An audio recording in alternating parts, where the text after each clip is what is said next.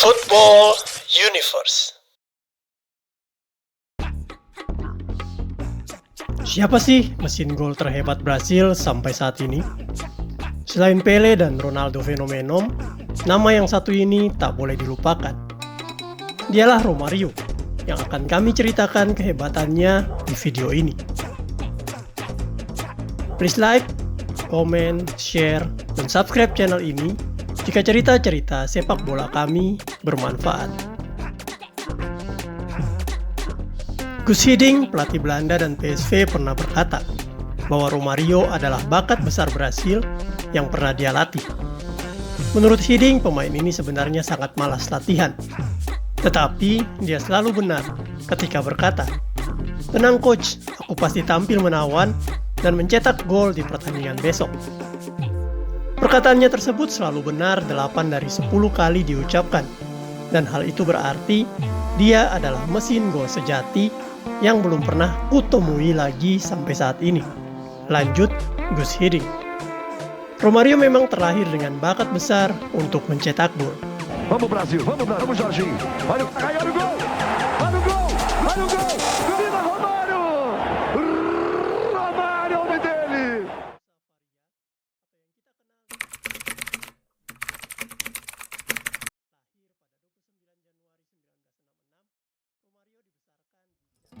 Sama seperti kebanyakan bintang Amerika Selatan, kisah Romario de Sousa Faria atau yang kita kenal dengan Romario dimulai dari kemiskinan.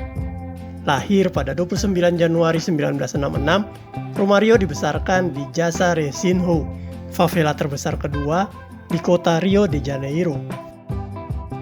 Ayahnya Edever membesarkan Romario dengan harapan suatu saat nanti dia bisa menjadi seorang pesepak bola hebat. Sebagai seorang anak, Romario tak keberatan dengan keinginan ayahnya ini, karena dia juga sangat menyukai bermain sepak bola. Jalanan dan pantai menjadi tempat sehari-hari Romario menggocek si kulit bundar. Oleh teman-temannya, Romario dipanggil si lincah karena pergerakan dan olah bolanya di atas rata-rata.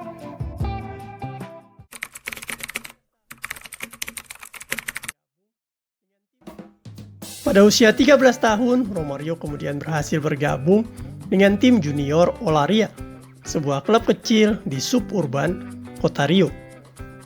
Meskipun bertubuh kecil, Romario menunjukkan keunggulan olah bolanya dengan memanfaatkan pusat gravitasi yang rendah serta kaki yang kekar. Romario mampu melewati lawan-lawannya dengan sangat lincah. Pelatih Olaria sampai tak menyangka kalau Romario masih berusia 13 tahun. Dalam latihan tim, dia bahkan pernah melewati 30 orang sahabatnya saat mereka memainkan fun game, yaitu permainan merebut bola. Karena kehebatannya ini, maka sewaktu Olaria Junior melakukan pertandingan persahabatan melawan klub besar Vasco da Gama Junior, pelatih Olaria kemudian menawarkan Romario kepada pelatih Vasco da Gama. Tetapi ketika bertemu Romario, pelatih Vasco da Gama langsung berbisik kepada pelatih Olaria bahwa Romario tak pantas berada di Vasco da Gama karena badannya terlalu kecil dan bakal susah di sepak bola profesional. Tanpa disadari, Romario mendengar perkataan tersebut, dan hal ini menjadi pemicu dirinya bermain sangat baik malam itu. Di depan pelatih Vasco da Gama, Romario kemudian menunjukkan skill istimewanya dan mencetak 4 gol untuk kemenangan Olaria. Sepulang dari pertandingan tersebut, pelatih Vasco da Gama langsung mengirimkan surat kepada klub Olaria, sehingga di tahun 1981, saat Romario tepat berusia 15 tahun, dia pun resmi direkrut Vasco da Gama.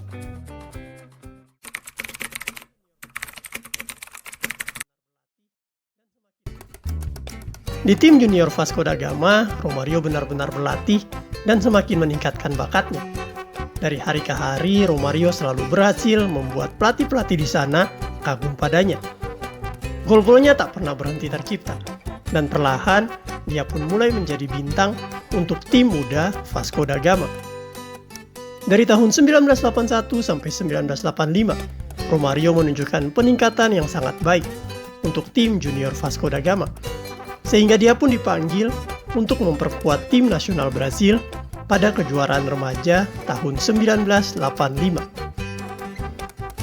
Karena Romario awalnya berasal dari keluarga miskin dan tiba-tiba mendapatkan gaji besar, kemudian status bintang di timnas, serta pujian yang bertubi-tubi di usia muda, tanpa disadari hal ini juga mempengaruhi karakternya, dan kecintaannya terhadap hal-hal negatif juga mulai tumbuh.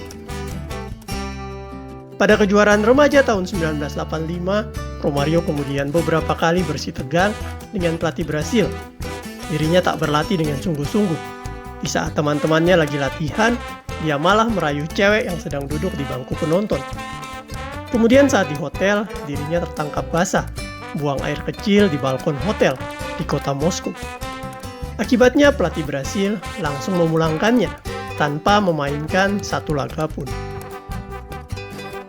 Karena hal ini Romario agak sedikit malu ketika kembali ke klubnya Vasco da Gama. Sesampainya di sana, pelatih tim senior Vasco da Gama menasehatinya agar fokus dulu di sepak bola karena dia memiliki bakat yang besar. Sangat disayangkan jika di usia muda, karirnya harus berakhir hanya karena wanita dan kesenangan sesaat. Romario mendengarkan nasihat tersebut dan serius berlatih. Dia pun sukses menembus tim senior Vasco da Gama di tahun 1985 ini. Dan di sana dia mulai menunjukkan penampilan terbaiknya. Selama 4 musim, Romario tampil sebanyak 141 kali untuk Vasco da Gama. Dan dia mampu mencetak 80 gol. Ketajamannya di depan gawang tak diragukan lagi. Dan pada tahun 1987 dan 1988, dia berhasil mengantarkan Vasco da Gama menjuarai Liga Carioca Brasil. Pada Olimpiade 1988 Korea Selatan, Romario akhirnya kembali dipanggil untuk memperkuat tim nasional Brasil. Kali ini dia datang dengan sikap yang lebih dewasa dan benar-benar membuktikan dirinya sebagai striker house goal. Brasil dibawanya menembus babak final dengan mencetak gol di setiap pertandingannya. Tercatat total 7 gol dicetak Romario di turnamen ini. Sayangnya di babak final, Brasil harus mengakui keunggulan Uni Soviet yang mengalahkan mereka dengan skor 2-1. Penampilan menawan Romario di Olimpiade Seoul 1988 ini membuat dirinya langsung mendapatkan penawaran dari sang juara Liga Champions Eropa waktu itu, PSV Eindhoven. Tanpa berpikir panjang, Romario kemudian menyetujui hal ini, karena dia pun sangat ingin bermain di luar Brasil. Jadilah di awal musim 1988-1989 ini, kekuatan PSV semakin meningkat dengan kedatangan wonderkid Brasil yang bernama Romario.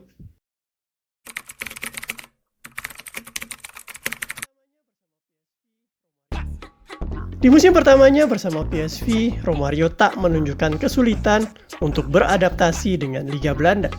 Dia langsung mencetak 26 gol dari 34 pertandingan yang dimainkannya, serta membawa PSV kembali menjuarai Liga Belanda Eredivisie 1988-1989 dan juga KNVB Cup. Pelatih PSV waktu itu, Guus Hiddink, sangat memuji permainan dan mental Romario. Dia adalah pencetak gol yang sangat tenang. Ketika saya gugup saat pertandingan besar, Romario selalu berkata, "Tenang saja coach, saya akan cetak gol dan kita akan mengalahkan mereka." Perkataannya tersebut terbukti berkali-kali dan hal ini yang membuat saya damai ketika ada Romario di tim saya, tutur Guus Hiddink. Romario adalah pribadi yang sangat menyukai pesta. Itulah sebabnya dia ingin PSV selalu juara, agar dia bisa berpesta bersama fans-fansnya di lapangan. Terlepas dari itu, Romario juga hampir setiap minggu membuat pesta di rumahnya bersama teman-temannya. Dia bahkan meminta dikirimkan pasir dari Rio untuk diletakkan di halaman rumahnya, agar nuansa pesta mereka terasa seperti pesta di kota Rio. Dia adalah maniak pesta sejati. Bahkan ketika esok hari ada pertandingan, Romario tetap berpesta sampai subuh. Tetapi ketika kembali ke lapangan, dia akan tampil maksimal dan mencetak gol lagi. Hal ini yang membuat Guus Hiddink memberikan kelonggaran bagi Romario, karena pesta juga dapat mendongkrak semangatnya di pertandingan. Keistimewaan yang didapatkannya membuat penampilan Romario selalu maksimal untuk PSV. Selama 4 musim berikutnya, dia berhasil membawa 2 gelar Eredivisie dan mencetak 127 gol dalam 142 penampilan untuk PSV. Tendangan kakinya yang sederhana namun selalu menembus jala lawan, pergerakan sambanya yang tenang dan menawan, serta kelincahannya dalam penempatan posisi menjadi nilai plus Romario, sehingga keajaiban demi keajaiban terus dilakukannya untuk PSV. Oleh fansnya dia kemudian dijuluki Baisino, yang berarti si kecil lincah.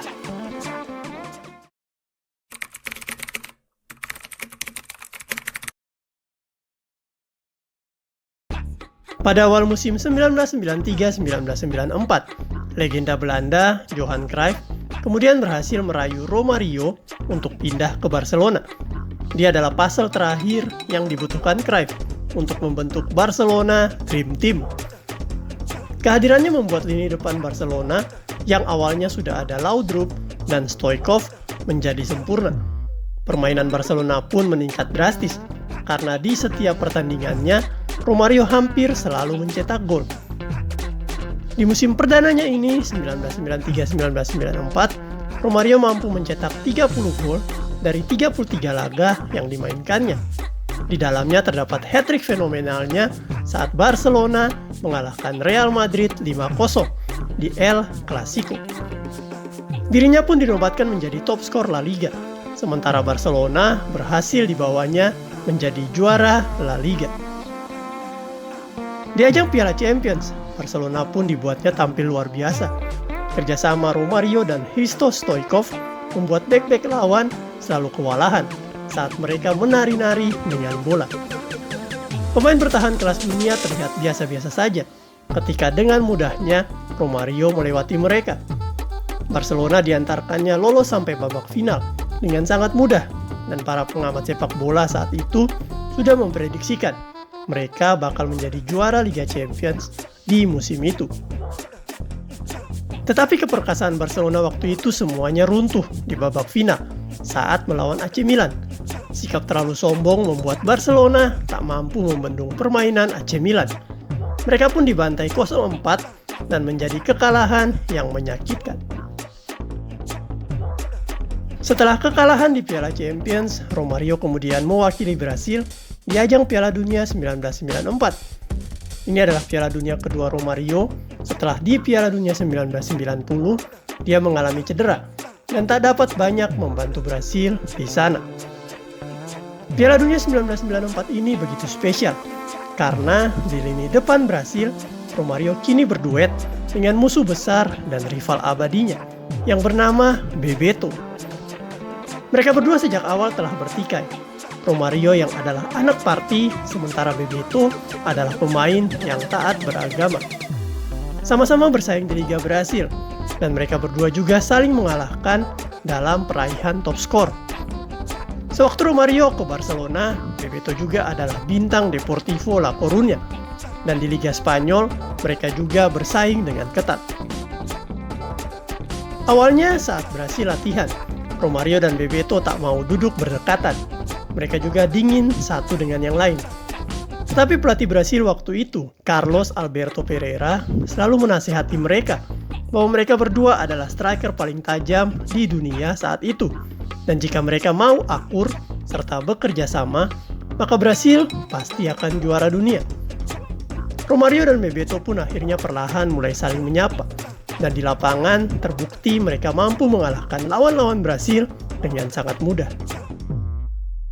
Di pertandingan pembuka, Romario sukses mencetak gol pertama Brasil saat mengalahkan Rusia 2-0. Dia pun mencetak gol di pertandingan kedua saat Brasil menang 3-0 atas Kamerun. Dan di pertandingan ketiga, dia menjadi penyelamat Brasil dari kekalahan atas Swedia 1-0. Hasil ini membuat Brasil keluar sebagai juara grup. Mereka pun berjumpa tuan rumah Amerika Serikat di babak 16 besar.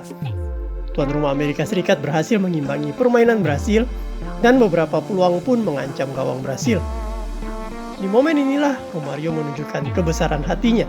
Dengan tenang, dia mengirimkan umpan cantik kepada Bebeto.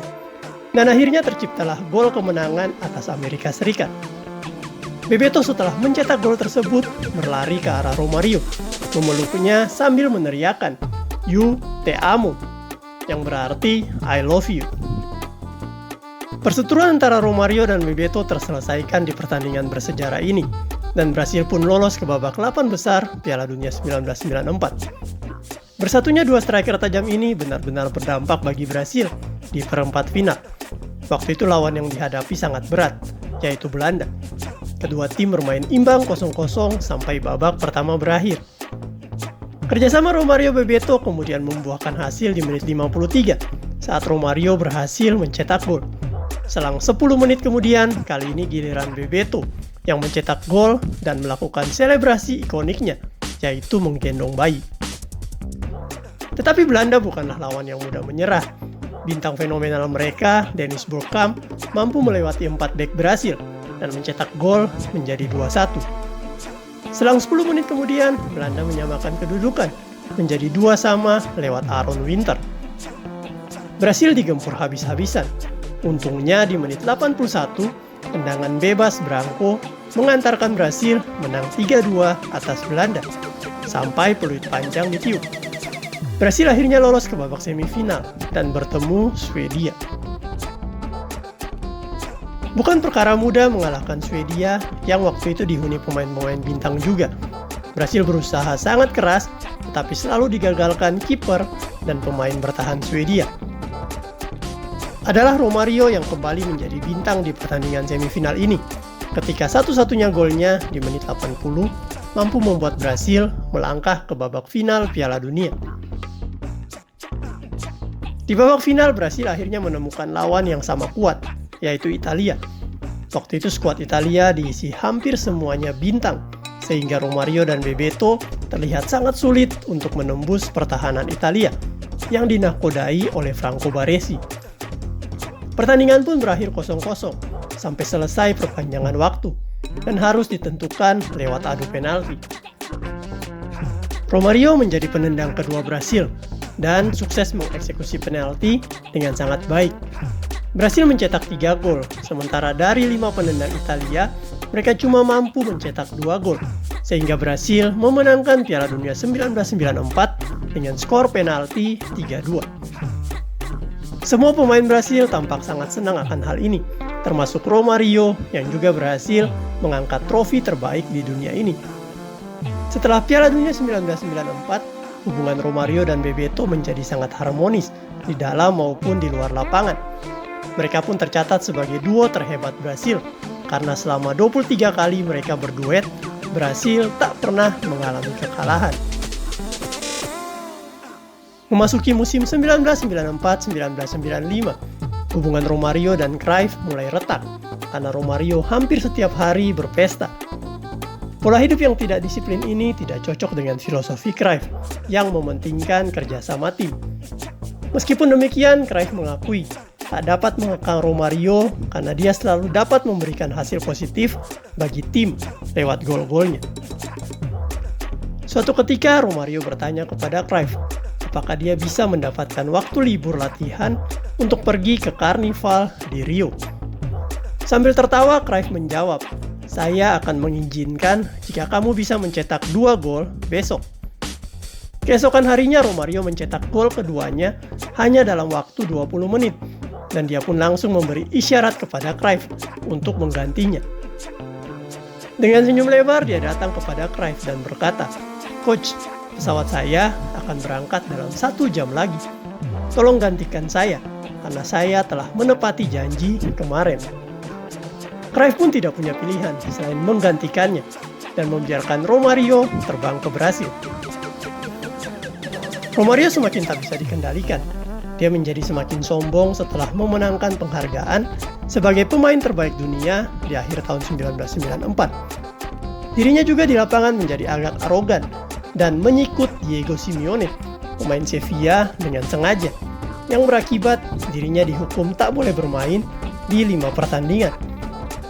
Karena hubungannya dengan Cruyff semakin memanas, maka di bulan Januari 1995, Romario meninggalkan Barcelona secara tiba-tiba dan memilih kembali ke kampung halamannya, Brasil, bersama klub Flamengo.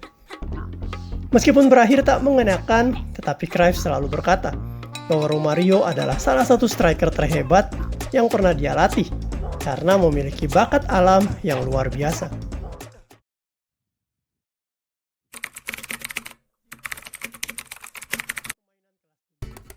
Di Flamengo, Romario kembali menunjukkan permainan kelas dunianya. 60 gol dari 59 pertandingan menegaskan bahwa dirinya adalah mesin gol sejati Brasil. Dirinya sempat kembali ke La Liga bersama Valencia pada musim 96-97, tetapi dia hanya tampil 11 kali karena lagi-lagi berseteru dengan pelatihnya. Bersama Ronaldo, Romario kemudian membentuk duet Roro di lini depan Brasil pada Piala Copa America 1997. Keperkasaan keduanya membuat Brasil menjuarai turnamen ini dengan total 8 gol. Di bulan Desember tahun yang sama, duet Roro kembali membungkam Australia 6-0 dalam final Confederation Cup. Duet keduanya kemudian membawa Brasil lolos ke Piala Dunia 1998 Prancis. Sayangnya, Romario tak dapat bergabung dengan Ronaldo di Piala Dunia tersebut karena dirinya mengalami cedera. Bisa dibayangkan jika Romario ikut, maka mungkin Brasil yang akan menjadi juara dunia 1998. Setelah 5 tahun memperkuat Flamengo, Romario akhirnya kembali ke tim masa kecilnya, Vasco da Gama, pada tahun 2000. Di tahun pertamanya, dia langsung sukses membawa Vasco da Gama menjuarai Liga Brasil tahun 2000. Selain itu, dia juga terus mencetak gol bagi mereka. Sebanyak 79 gol berhasil dicetaknya dari 73 pertandingan selama 2 musim untuk Vasco da Gama. Angka ini tentu membuatnya siap dipanggil untuk Piala Dunia 2002. Tetapi lagi-lagi Romario harus bersedih karena pelatih Brasil, Luis Felipe Solari, tak memanggilnya di skuad Piala Dunia 2002. Rakyat Brasil protes besar-besaran kepada Solari, tapi Solari tetap pada keputusannya.